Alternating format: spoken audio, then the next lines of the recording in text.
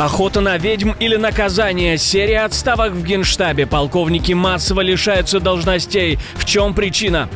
Названа дата окончания войны? Что сказал Зеленский о признании территорий российскими? Реакция Москвы не заставила себя ждать.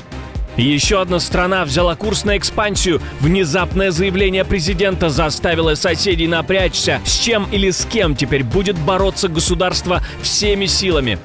Ужасающий рекорд диктатуры. Путину напомнили его слова десятилетней давности, а самопровозглашенную республику признала новая страна. Об этих и других самых главных событиях утро воскресенья 28 декабря. Самые важные и срочные новости, эксклюзивные подробности. Вы смотрите информационный выпуск «Нехта» оперативно о событиях в России, Украине, Белоруссии и мире. Раньше и понятнее других. Все, что нужно знать сегодня. Удары по энергетике снова пришли в унисон с морозами. Глава «Нафтогаза» сообщил, что российские «Шахеды» атаковали объекты добычи газа и ТЭЦ группы «Нафтогаз». Аварийные бригады и техслужбы работают в усиленном режиме. Видео, которые публиковались в сети накануне с пылающей ТЭЦ-5 под Киевом, верифицируются. А пока более 500 тысяч жителей столицы и региона сидят без отопления, воды и электричества. Були у нас графіки відключення світла, тепер будуть графіки включення. Укрэнерго заявляет, что восстановительные работы начались, как только позволила обстановка, но из-за повреждения оборудования в Киеве введены аварийные отключения, а также экстренные в Броварском и Бориспольском районах области. Погоны полетели, стены задрожали, шумные разборки начались в Генштабе после потери Северска. По данным 3 источников «Украинской правды», в силах обороны после отхода ВСУ из Северска сняли командира 54-й отдельной механизированной бригады полковника Алексея Коновала, командир 10-й отдельной горно-штурмовой бригады полковник Владимир Потешкин сейчас на лечении и, как утверждают собеседники, после возвращения его тоже могут уволить. Ключевая причина кадровых решений, по версии источников «Украинской правды», ложные доклады. Командование отчитывалось об удержании позиций, где по факту уже долго не было личного состава. В обе бригады сейчас приехали проверяющие комиссии. Перед разговором с Трампом Зеленский собирает свой тыл. По дороге во Флориду он планирует заехать в Канаду и встретиться с премьером Марком Карни, а затем провести онлайн-консультации с европейскими лидерами. Уже после этого встречи с Трампом в Мар-а-Лаго Зеленский говорит, что повезет обновленную версию американского плана завершения войны, который в ноябре состоял из 28 пунктов, а сейчас доведен до более сжатого формата, где главный узел – гарантии безопасности для Украины. Президент страны перед встречей со своим американским коллегой повторил красные линии, которые переступать не собирается. Безумовно, є червоні лінії сьогодні для України, українського народу. Я впевнений, що є компромісні пропозиції, знаємо їх американців. Ну і, напевно, у ворога нашого також завжди є свої цілі, ми їх з вами знаємо. Всі ці питання, вони дуже чутливі. Це і території, і ЗАЕС. Ви знаєте, моє відношення, що юридично ми нічого визнавати не будемо в будь-яких умовах. Москва на изменения реагирует жестко. Замглавы МИД РФ Рябков заявляет, что новый вариант радикально отличается от того, что обсуждали с Вашингтоном раньше, и обвиняет Киев в попытке торпедировать переговоры. То есть будет не просто встреча, будет попытка зафиксировать общую позицию союзников, прежде чем упираться в самые болезненные пункты. И как пишет The New York Post, Трамп очень рассчитывает на эти переговоры. Мне кажется, сейчас они этого хотят, и думаю, Россия тоже этого хочет. Но каждый раз, когда одна сторона готова, другая нет. Я урегулировал 8 войн, и это самое сложное из всех, но думаю, мы сможем это сделать.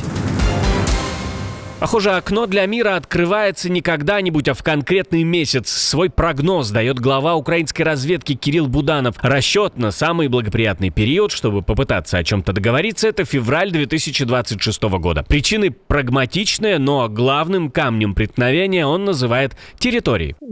Тому що розрахунково це найбільш сприятливий період як для Росії, так і для України. Для того, щоб чогось досягти. Це пов'язане із військовою активністю, із опалювальним сезоном і так далі, і так далі. Дуже багато всього.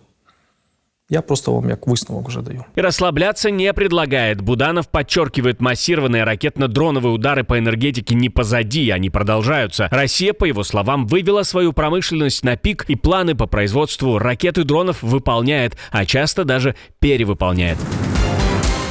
Неудобно получилось. 10 лет назад ей пообещали разобраться. Сегодня она снова вынуждена кричать, только уже на улице. В Иркутске на митинг «Спаси Байкал» вышли около 200-300 человек и записали обращение к правителю РФ с требованием пересмотреть закон, который, по мнению экологов, открывает дорогу сплошным рубкам у Байкала и новой стройки под вывеской санитарных мер. Всех нас очень беспокоят возможные сплошные рубки, которые предусматривается новым законом. 27 ноября 2015 года я с вами разговаривала, и мы с вами говорили о защите Байкала. В кадре Любовь Аликина, та самая активистка, которая еще в 2015-м лично говорила о вырубках и пожарах и слышала в ответ обещание ужесточить борьбу с незаконными рубками. Теперь она напоминает, поручения не сработали, а закон подписан и вступает в силу с 1 марта. Петицию против него, по данным активистов, подписали 117 тысяч человек, а ее вопрос на прямой линии так и не показали. Борьба с терроризмом на смерть до последнего. Новая государственная программа. Он говорил о ключах и новых домах, а звучало так, будто объявляют политический курс на годы вперед. На церемонии в Хатае Эрдоган внезапно перевел разговор с восстановления страны после стихийного бедствия на войну с терроризмом и амбиции Турции за пределами своих границ. Никто не сможет помешать строительству новой Турции, Великой Турции. Помните, святыня Хазрата Хидра наша, так же, как и мечеть Хабиб и Наджар наша. Деревня Вакыфлар наша, как и дерево пророка Моисея. Святыня Баязида и Бестами наша. И Великая мечеть тоже наша. Турок, араб, курд, туркмен, суннит, алевит, нусайрит. Мы все едины, объединены. Мы – тысячелетние жители этих земель. Эти слова прозвучали во время ключевой церемонии передачи жилья и жеребьевки нового дома после стихийного бедствия, которая прошла в провинции Хатай. Таких домов передано уже 455 тысяч. Израиль наконец-то признал существование этой страны. Многолетняя война на этом не закончится. Но сейчас он стал первой страной, которая официально признала самопровозглашенный Сомалиленд независимым государством. В столице начались празднования, а в Тель-Авиве говорят о немедленном сотрудничестве, от технологий до экономики и медицины. Израильские власти сообщают, что стороны подписали декларацию о взаимном признании. В Сомали ответили резко, это незаконный шаг и умышленная атака на суверенитет. И Могадишо отвергает любую легитимацию отделения региона. На фоне этого Африканский союз и ряд стран региона тоже выступают против признания, предупреждая о рисках для стабильности. Словом, до спокойствия в регионе еще очень далеко. Родина защитит тебя, хочешь ты этого или нет. Люди, которые делают грамматические ошибки, защищают русский язык, а те, кто преследует своих граждан, обещают их защитить. Где бы они ни находились, должны чувствовать себя под защитой Родины. Но и борьба с неоколониализмом, становление новых альянсов, невзирая на расстояния, которые отделяют Россию от тех или иных стран, углубление нашего союзничества с соседями, забота и защита русских и русскоязычных, живущих, где бы они ни находились, они должны себя чувствовать под защитой Родины. Мария Захарова, к слову, тоже поздравила всех с Новым годом, ничего не сказала, но показала все, чего не ждал увидеть от официального представителя российского МИДа подлый коллективный Запад.